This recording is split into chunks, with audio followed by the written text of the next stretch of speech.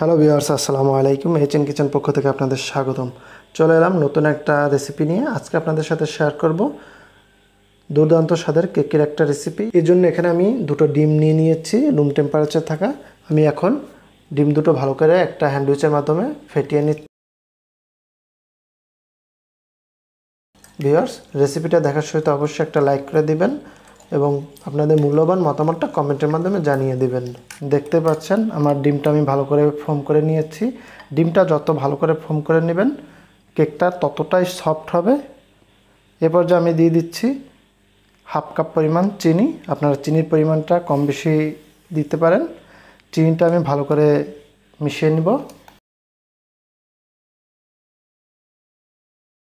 আমি চিনিটা ভালো করে ডিমের সাথে ফেটিয়ে নিয়েছি। এ পর্যায়ে দিয়ে দিচ্ছি 1/4 স্পুন ভ্যানিলা এসেন্স। অনেকে ডিমের স্মেলিংটা পছন্দ করেন না, এই জন্য আমি এখানে ভ্যানিলা এসেন্স ব্যবহার করছি। আপনারা চাইলে লেবু ব্যবহার করতে পারেন। দিয়ে দিচ্ছি স্বাদ মতো লবণ। সবগুলো ভালো করে মিশিয়ে নেব। আমি সবগুলো ভালো করে মিশিয়ে নিয়েছি। এ পর্যায়ে আমি অ্যাড করে দেব 1 কাপ পরিমাণ আটা। আমি আটাটা ভালো করে চেলে নিচ্ছি।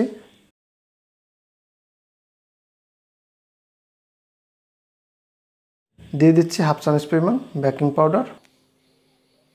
দিয়ে দিচ্ছি হাফ কাপ পরিমাণ ডিপ্লোমা গুঁড়া দুধ।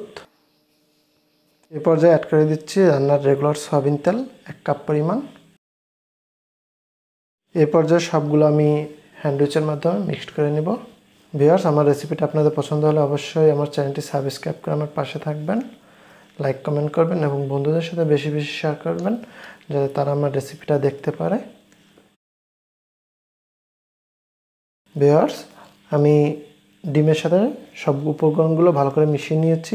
এই পর্যায়ে অ্যাড করে দেব কিছু গরুর দুধ। এটা আমি জাল করে নিয়েছিলাম আগে থেকেই।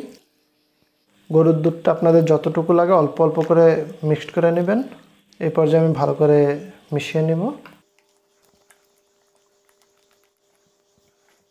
ভিউয়ার্স, দেখতেই পাচ্ছেন ব্যাটারটা কত সুন্দর পারফেক্টলি হয়েছে। আপনারা ব্যাটারটা যত ভালো করে মিশিয়ে নেবেন কেকটা ততটাই স্পঞ্জি হবে এবং সফট হবে। ভিউয়ার্স, আমার ব্যাটারটা পারফেক্টলি রেডি হয়ে গিয়েছে। এ পর্যায়ে আমি সামান্য পরিমাণ কালার ফুড ব্যবহার করছি। এখানে আমি অরেঞ্জ কালার ফুড ব্যবহার করছি। কালার ফুডটা আমি ভালো করে মিশিয়ে নিব।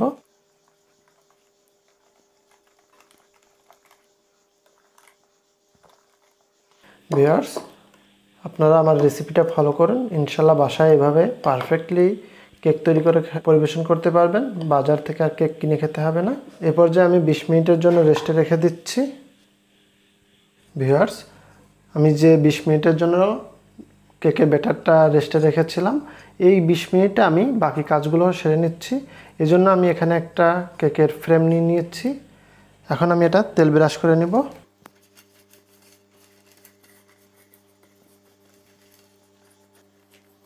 ভিউয়ার্স, আমি তেলটা ব্রাশ করে নিয়েছি। এরপর যে আমি কাগজগুলো দিয়ে দিচ্ছি। আমি এখানে সুন্দর করে বাটির সাইজে একটা কাগজ কেটে নিয়েছি।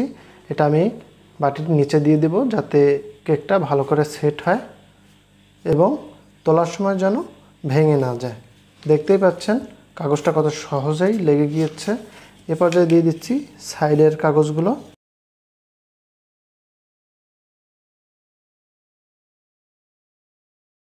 ভিউয়ার্স, দেখুন আমি কত সহজে এবং কত সুন্দর করে সাইডের কাগজগুলো লাগিয়ে নিয়েছি। দেখতেই পাচ্ছেন যাতে কেকটা তলাতে লেগে না যায়। এ পর্যায়ে আমি এটা সরিয়ে নিচ্ছি। ফিরে এলাম 20 মিনিট পর। দেখতেই পাচ্ছেন কত সুন্দর ব্যাটারটা হয়েছে। আমি আবার ভালো করে মিশিয়ে নিচ্ছি।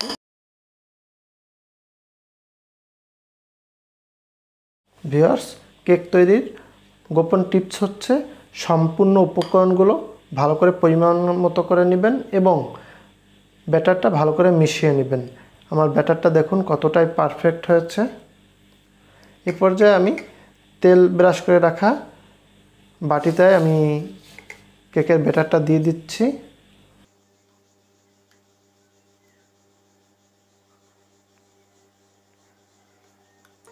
ভিউয়ার্স, দেখতে পাচ্ছেন কত সুন্দর হচ্ছে। আমি সম্পূর্ণ ব্যাটারটা দিয়ে দিচ্ছি ভিউয়ার্স। এই পর্যায়ে ব্যাটারটা আমি ভালো করে সেট করে নিচ্ছি যাতে ভিতরে কোনো বাবলস না থাকে। এভাবে 2 থেকে 3 বার করলেই দেখবেন যে পরিমাণ বাবলস আছে সবগুলো উপরে ভেসে আসবে। ভিউয়ার্স, চলুন কেকটা তৈরি করার জন্য চলে যাই চুলার কাছে। এজন্য আমি একটা কড়াই 5 মিনিটের মতো ফ্রি হিট করে নিয়েছি।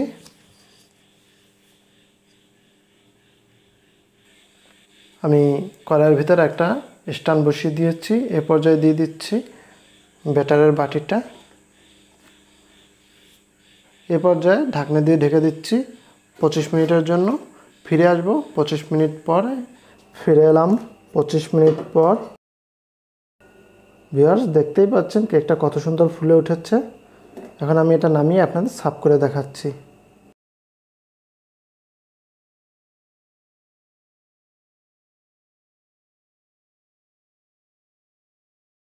এখন আমি কেটে আপনাদের সার্ভ করে দেখাচ্ছি। দেখুন কত সহজে কাগজটা উঠে যাচ্ছে। ভিউয়ার্স, আমি কেকটা কেটে আপনাদের দেখিয়ে দিচ্ছি কতটাই পারফেক্ট হয়েছে। দেখুন, এভাবে কেক বাসায় তৈরি করে খেলে ইনশাআল্লাহ দোকান থেকে কিনে খেতে হবে না। দেখুন কতটাই পারফেক্ট হয়েছে এবং কতটাই সফট হয়েছে। ভিউয়ার্স, আপনাদের যদি কোনো রিকোয়েস্ট থেকে থাকে অবশ্যই কমেন্টের মাধ্যমে জানাতে পারেন। আমি আমার সাধ্যমতো আপনাদের রিকোয়েস্টটা রাখার চেষ্টা করব। ভিউয়ার্স, আজ এ পর্যন্ত। দেখা হবে আগামীতে নতুন কোনো রেসিপি নিয়ে হাজির হয়ে গেছি। সে প্রত্যাশায় ভালো থাকবেন, সুস্থ থাকবেন। আসসালামু আলাইকুম রহমতুল্লাহি ওয়া বারাকাতুহু।